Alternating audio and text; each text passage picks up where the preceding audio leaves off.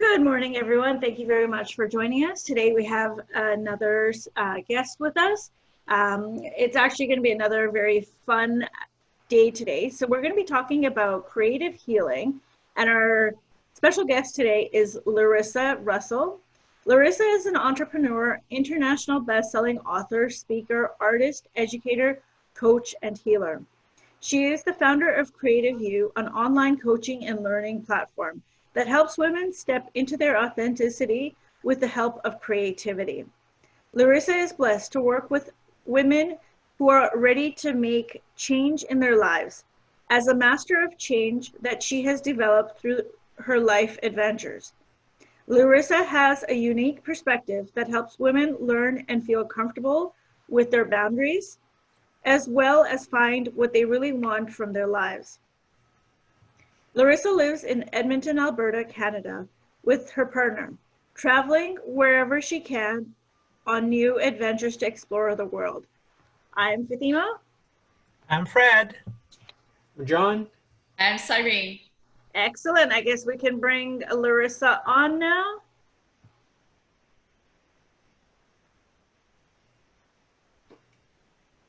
Welcome, Larissa. You are muted.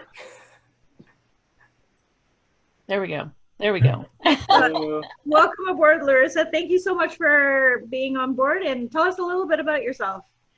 Oh, thank you. I'm so excited to be here. So as you read my bio, I have had a lot of life adventures that have led me here, that have, I've always been a creative individual. I've always done art and taught arts, crafts. I used to do decorative painting, and I would actually, back in the day, 80s and 90s, when people did stenciling and rag rolling on their walls, I did custom, work in people's homes. So I've always been a creative. And in the past 15 or so years, I also included healing into the work that I was doing because I was working on myself. And so combining the creativity and healing was really important for me. And so I now use that to help other women sort of unlock blocks that they have, or the stories they tell themselves, that sort of thing, to get through and change their life for the better. Yeah. Excellent. I know with creativity, it really can be very therapeutic. So like, I know many of you guys know that I had my hip injury. And so for me, that's where I actually I started designing jewelry, and that was very, very therapeutic, among other things. So why creativity? Why go to, the mediums that you use? I think because creativity is sort of that gentle release for a lot of people. They don't even realize that they're doing the work, right? And creativity is in everything that we do. We often think creativity is just painting or writing a book, playing a musical instrument, but creativity is in literally everything we do. So whether it's cooking something or creating a spreadsheet or starting a business, we're always creating. We're always creating. And so when we create purposefully, and by purposefully, I don't mean a finished product. I mean an exercise where we are creating something to release something else. So a lot of the exercises that I use will be sort of, you don't even realize what you're doing, right? Because you might be painting, or you might be writing, or you might be cooking something, even gardening. But while we're doing that, we're processing other things. And when we're processing these other things, it allows us to start to uncover what's stopping us from doing what we want to do. Yeah. So you mentioned that in the 80s you were doing, something, and then now I'm sure in the 90s you did something. So do you have a specific medium that you like, or are you like me who likes using mixed medium? I do a little bit of everything. So writing, I would say, is my number one, especially for working on myself. But I also, I write books, and I journal every morning. Like, writing is really huge for me. But painting, I sell my art, and typically it's painting. It's considered mixed medium because I use a lot of metallic foils and things like that. I use a lot of metals in it. I like the paint, which is sort of smooth and runny, and the hard edges of the metal and things. So I really like that. So that's what I do. But then I also do a little bit of everything else just because I need to, right? I have an art journal that I fill with new things to try. Sometimes I'm sketching something, which I'm not very good at. Sometimes I'm, sticking in papers or junk mail and different things like that, and adding paint and ink and all of those things to sort of experiment and try different things. Excellent. And so if someone wanted to start off, they've gone through some trauma or they've had an injury, what would you suggest and how would you suggest them to start off? I always think of the meditation of coloring, right? So set an intention when you start to color. Like any coloring book you can do this with, just set an intention of what you want to think about and color for a little while. It's a very meditative process. So you can use crayons or pencil crayons, markers, whatever you want to use. It can be a plain piece of paper or it can be a coloring book, but just coloring.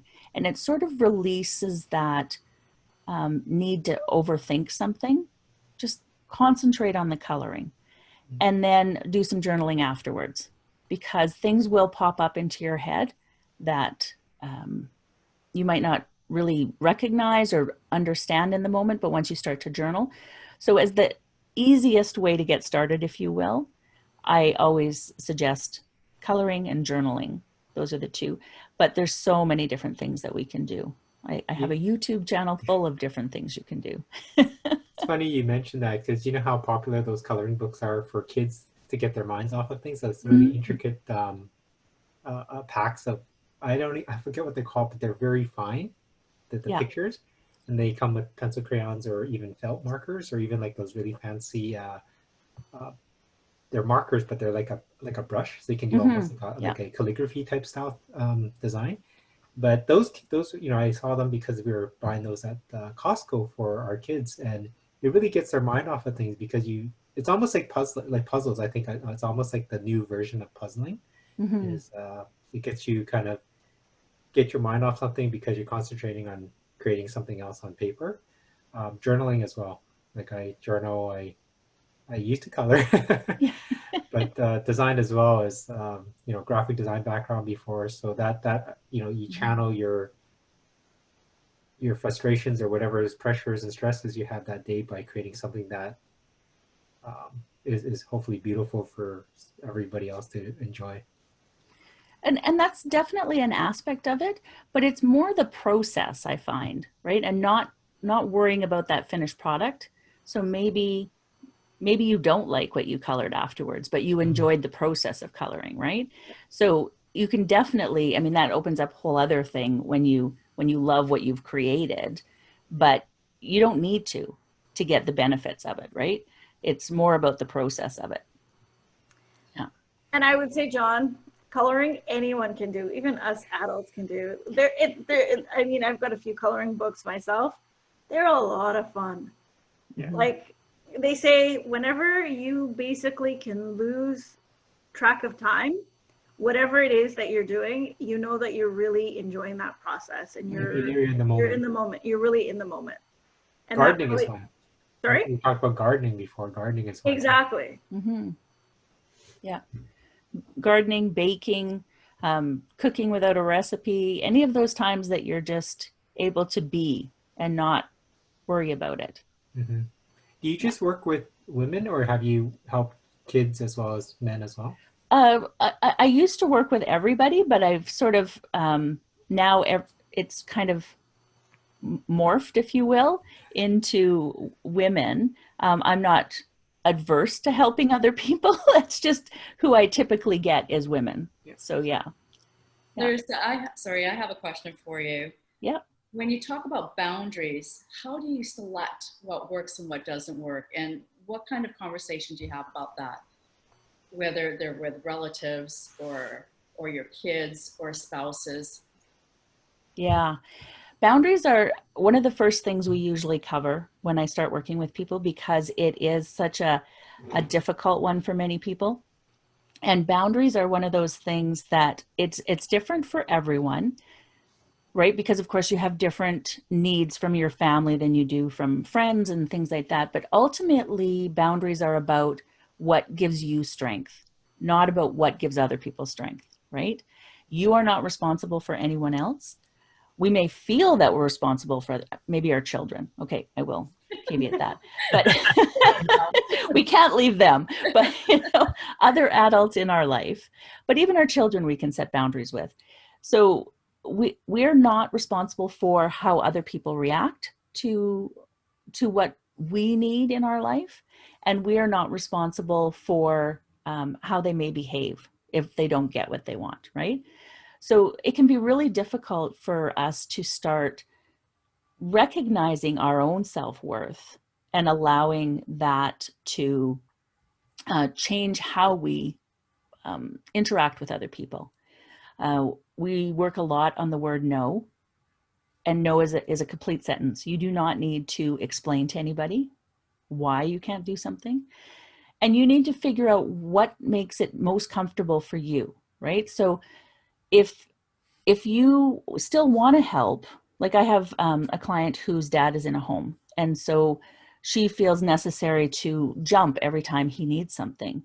And she finally learned that he could wait till the next day to get what he needed. He didn't have to have it right this minute. And that gave her a lot of room to decide, how she wanted to spend her time. She wasn't constantly on edge waiting for him to call with some need, right? He wasn't going to die because she didn't run to the grocery store and get him milk for his coffee right this minute. He didn't plan for that, right? I'm in that boat. Needs his coffee first thing in the morning. No, I mean with the parents. Like I have elderly parents. My dad's 90, 91. And so, I don't want him to drive around all that much, even though he still can. So he calls me almost every day and says, hey, if you hit the grocery store, can you pick this up for me and stuff? And I want to do that because I also don't want him to be out at this time because he has respiratory problems. So yeah, I totally understand. Yeah. But so maybe when you're there, if you ask him, what do you think you're going to need this week? And I'll just get it all at once, right? And instead of every day going to do something, right? So you're not necessarily saying no, but you're saying not right now. It's not convenient for me, which is really important with boundaries.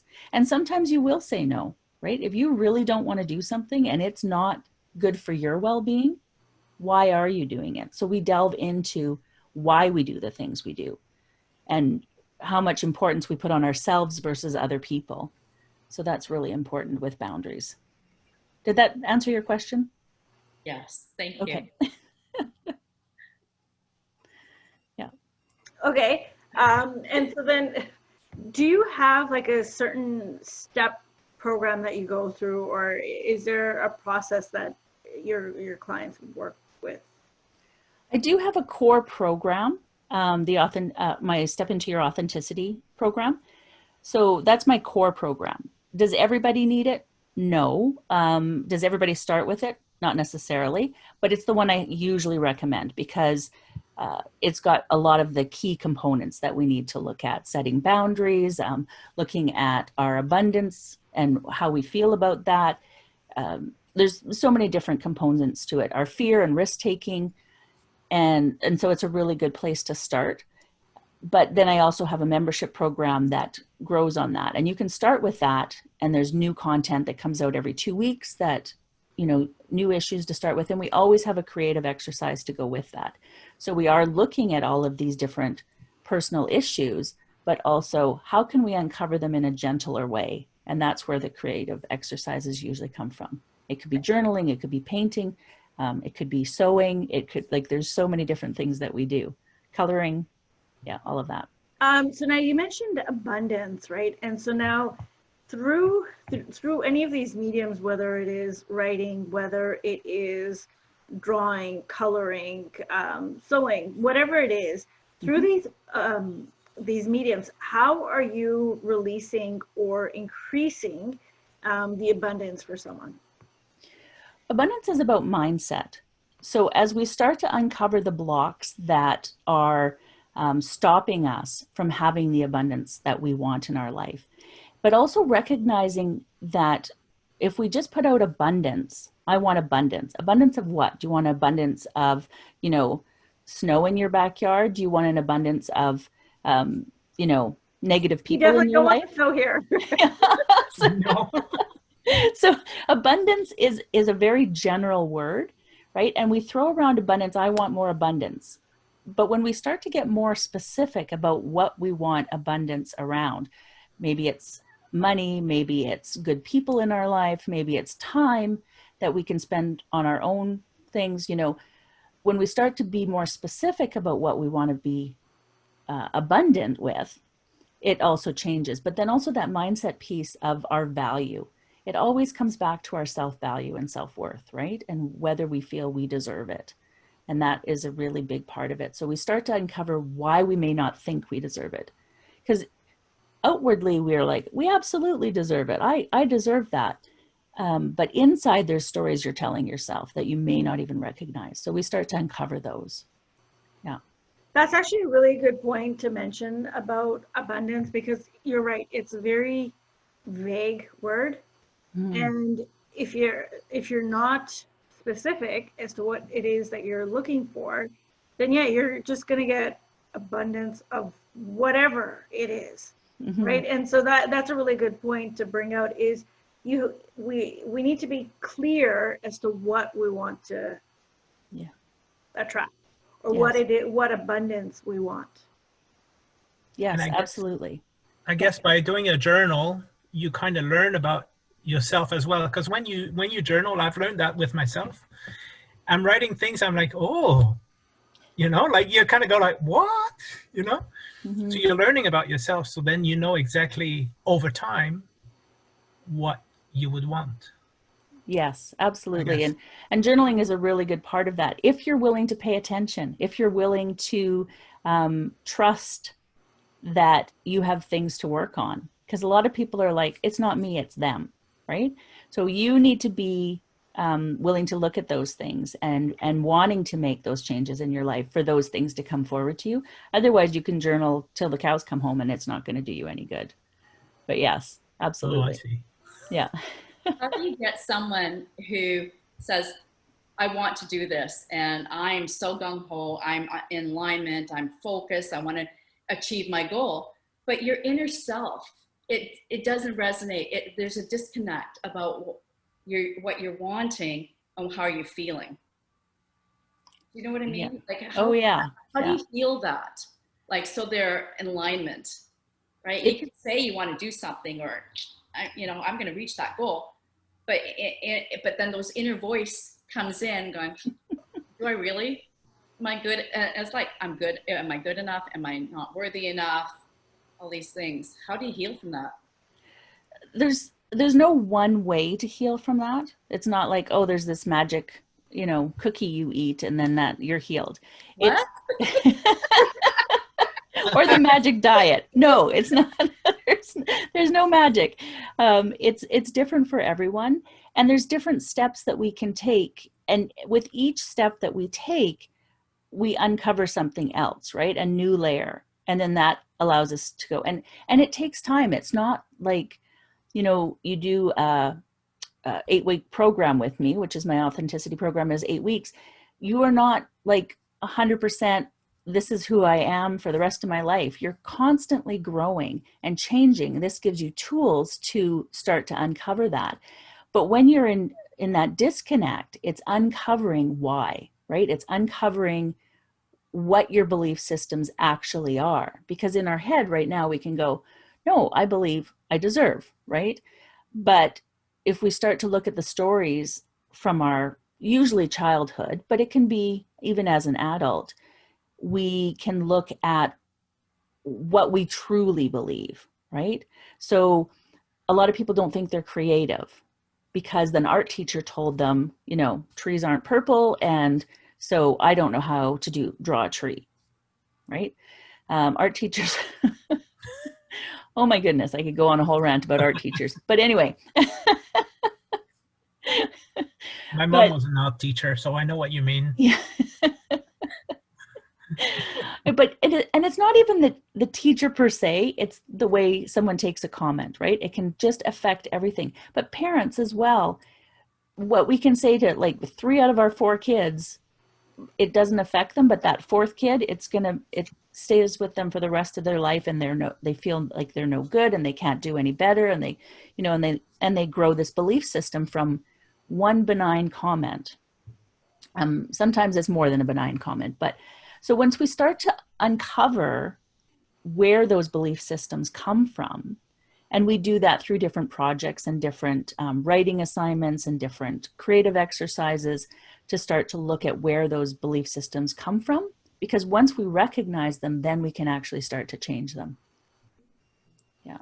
So here's another question to sort of go to add to that. Now, a lot of times people are procrastinating, or they just feel stuck. Is that because of a belief system, or is it they're just really just being, you know, lazy and procrastinating? Typically, procrastination comes from fear, and we may not recognize it as fear, but it's a fear of moving forward. So that comes from a belief system, like I'm not good enough, or I won't do it right, you know, something like that is typically where procrastination comes from. Or you're just sabotaging yourself from completing a project or doing a job the way it should be done, and that sort of thing. So yes, we can definitely delve into what is causing that procrastination. And yeah, it's not a laziness. It's usually an underlying cause. Yeah. With definitely, we're always scared of something, right? And it could be a phobia, like they were saying. These things could have been impregnated in our minds when we're little, almost like a phobia that really is not a phobia. It's almost like that's our subconscious taking over. Yeah. But over the last, I guess, this crazy year, have you seen a shift in terms of how people are kind of like, are the people coming to you and having these concerns or needing your help has been differing in the past few years, or is it pretty well still the same, or there's just more of it? I'd say I definitely see more anxiety, especially in the last 6 months or so. But I mean, anxiety and depression have been growing for a long time, right? It's just become such a norm in our society. And it's just that constant worry and concern, and we're not doing enough, and we have to do more. And especially as women, with taking care of family and taking care of now, you know, parents and children. And typically that's the women, not always, but typically that's the women who are the caretakers of everyone. And they've got a job, and they've got home to look after, and they've got all of these different things. So it's that constant spin. And now, you know, with that constant pressure of social media and everything, Instagram photos that, you know, show us how perfect everyone's life is, and we are spinning our wheels trying to get there, and we can't. And so depression and anxiety have, you know, gotten out of control. And that's not just women. That I would say that's everyone, that it's gotten so high, right? And we just drug people, and I'm 100% for medication. Don't, you know, but as a society, we drug people and leave them.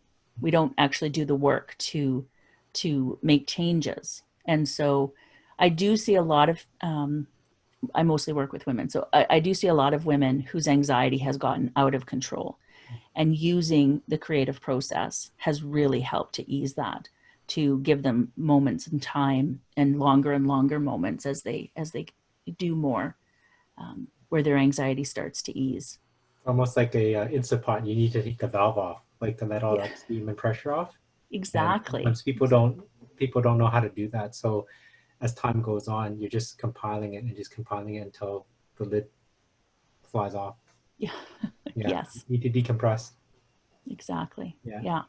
So you actually mentioned about, you know, like the drugs and whatnot, and none of us, you know, like, yes, go see your doctor, but none of us are for medicine, like in that sense.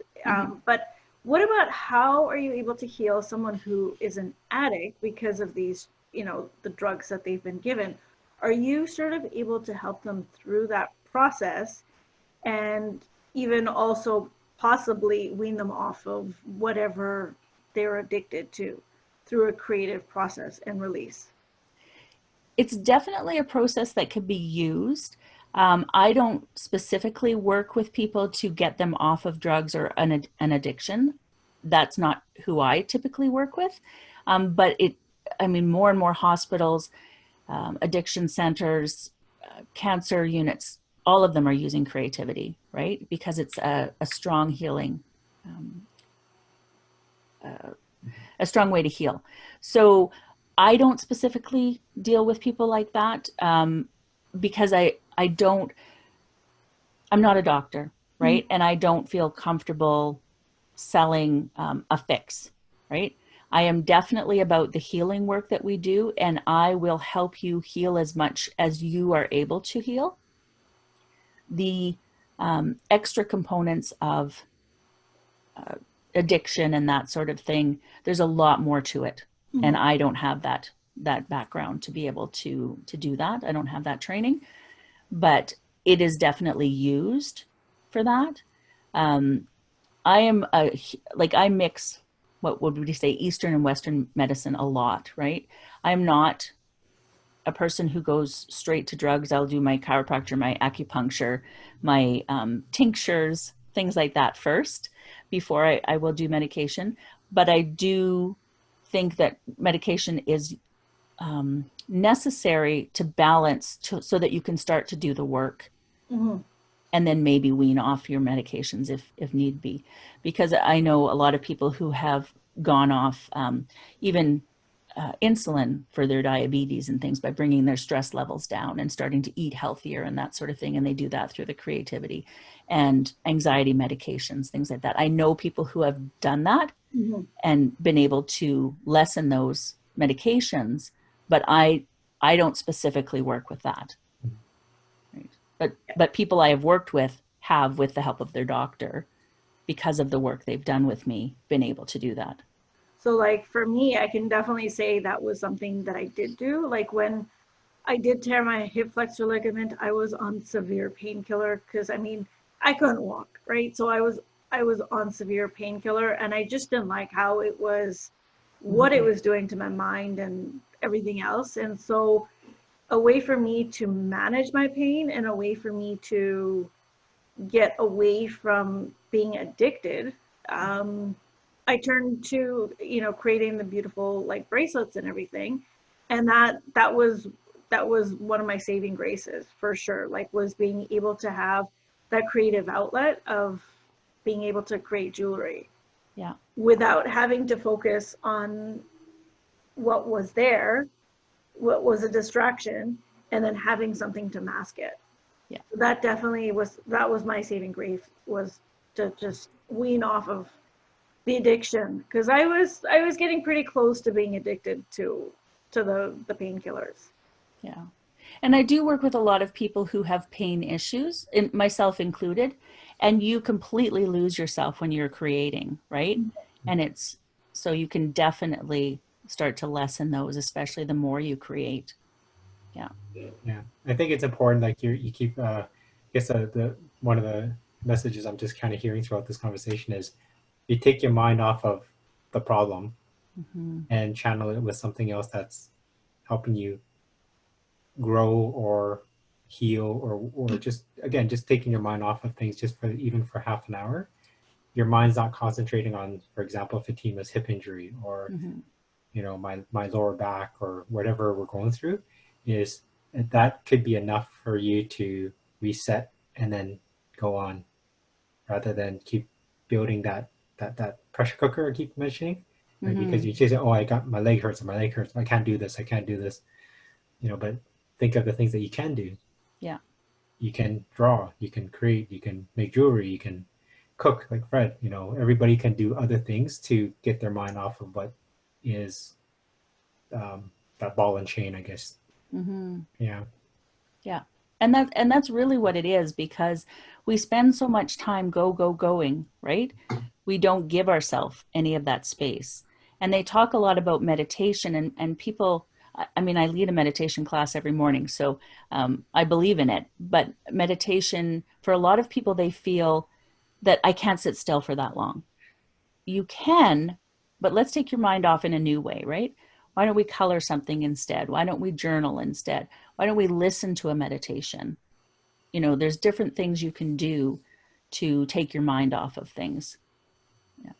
I do meditation. I've tried sitting down and relaxing, and it's like my mind is like, you're not doing this. But if I do run, I can see myself in a completely, it's like amazing. Yeah. And exercise is another meditative process, right? And allowing you to get your brain off of that busy, because you're only concentrating on going, right? And in your run. Absolutely. Yeah. So we're actually coming to an end now. So did you have any final tips that you could give to our audience as to how they can get creative, stay creative, and enjoy the creativity? Oh, well, first step is everybody's creative. Most people think they're not creative, but everybody is creative. So creativity is the process, not the finished product. So definitely just try things. Try things until you find what you like. Try picking up some crayons. Crayons are the best thing ever. And, you know, or try cooking a recipe or try cooking a meal without a recipe, or try baking, or plant some plants. Creativity is in everything that we do. And if we can start to bring some of that mindfulness to what we're doing, it actually allows us to be less mindful of all the chaos that we have in our life, right? So just pay attention to when you're being creative, and just sit in the moment, and don't try to be doing 12 other things while you're coloring or baking or gardening, that sort of thing. Yeah. You're trying to tell us to stay away from our phones too. Oh, yeah. So when I put a time tracker on I got an iPad for Christmas, and it had a time tracker on it, and wow, that wakes you up. So yeah, I use mine way less now, because we waste a lot of time on our devices that we could, because we always think we don't have time. Well, we do have time. We have time. We have time. Yeah. And that probably explains why I love teaching grade 1 so much, because I can just play with all these. And I miss it so much right now because it's all online right now, but we're not in the classroom. Mm-hmm. And I use everything that I can find in there. Like, we're using crayons, we're melting crayons on the wax paper, we are painting, you know, like if I had enough wall space, I would literally cover every single inch of that classroom. Mm-hmm. Yeah. And I miss it, but yeah, it's definitely therapeutic. Do you guys have anything to say before we end? I've learned a lot with you, Larissa. It's pretty phenomenal. Thank you for this. Thank you. I am very creative. Like, I'm creative outside in the garden. I'm creative. I paint, I cook, I create my own recipes and things. Mm-hmm.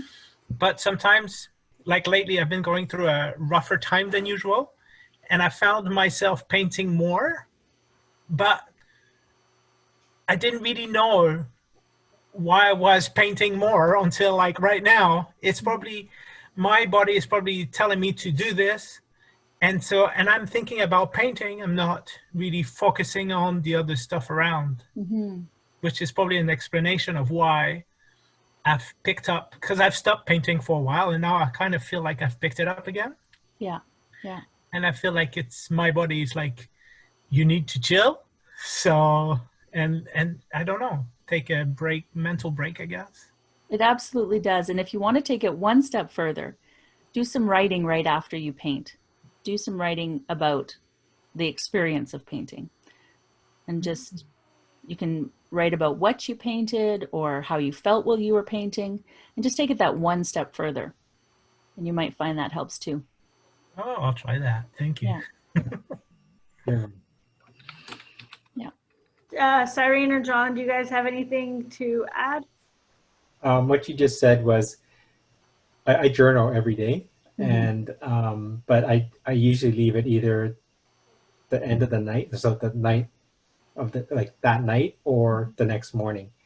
But what you just told Fred was something that I think would help me, is to write it down as it happens throughout the day, because it's still fresh in your mind, and how you're going to remember it then is going to be different than, at night at 11 o'clock when you just want to get to bed and you've been surfing all night. Like it's just a chore to get it done, versus you're being in the moment that you just, you just came out of the garden and like, wow, I just planted for the season. It's just the feeling. Like I love gardening. Sometimes I hate it, but I love it generally. I don't like the weeds, but just writing down kind of, that's something that I haven't done. Is if I look back at my journals I've been journaling since I was like 13, but if I kept like the garden, like what I've been growing, just going back and just say, hey, last year this worked, and it's kind of, it's just fun too. It's not always has to be a purpose. It's just kind of how you've grown and changed.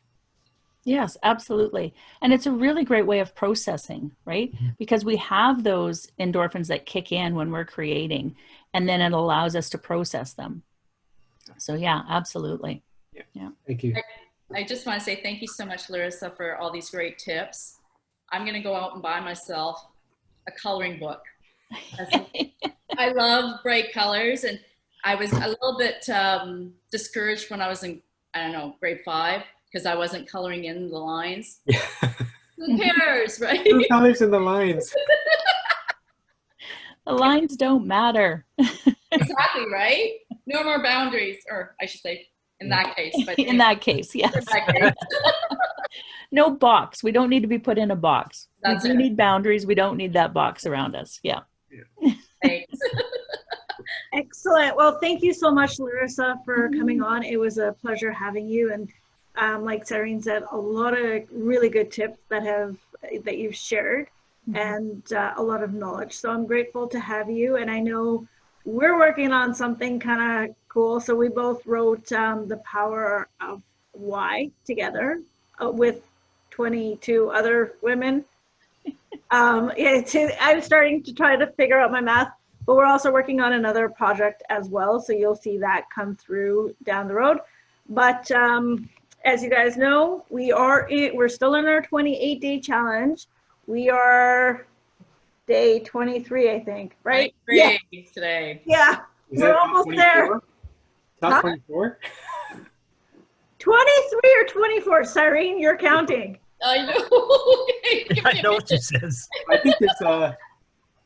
think there's 3 days left. Anyway, so we're still in the middle of our 28-day challenge. If you haven't registered, that's okay. You can still register for our next round of the 28-day challenge. Now we're going to have Fred on as well doing it with us, so it's going to be really fun. There's a lot of prizes awarded, and hey, you can be as creative as you want with your food, because now we've got Chef Fred back, so he can show us some recipes, so that's pretty exciting. We've got on October 6th, so next Tuesday, we're going to be talking about healthy neighbors and cooking a healthy turkey in time for Thanksgiving. So you don't want to miss that one. And then on October 8th, we have a special guest from the Philippines, all the way from Philippines. He's Ricky Shetty, and a lot of you know him if you are in Vancouver as the YVR blogger, YVR foodie founder, all of the YVR things, foodie, blogger, social media, all of that, that's all of him. So he's got a lot of information, a lot of knowledge as well. He's going to be talking about his journey to weight loss. So again, if you have any questions or comments, please put them in the questions below. And you will be able to connect with Larissa on her links and everything. We'll be posting that in with the video, so you will be able to connect with Larissa. We look forward to seeing you again. Thank you for tuning in. Have a wonderful day. Bye for now. Thanks for tuning in. Bye. Bye. Bye.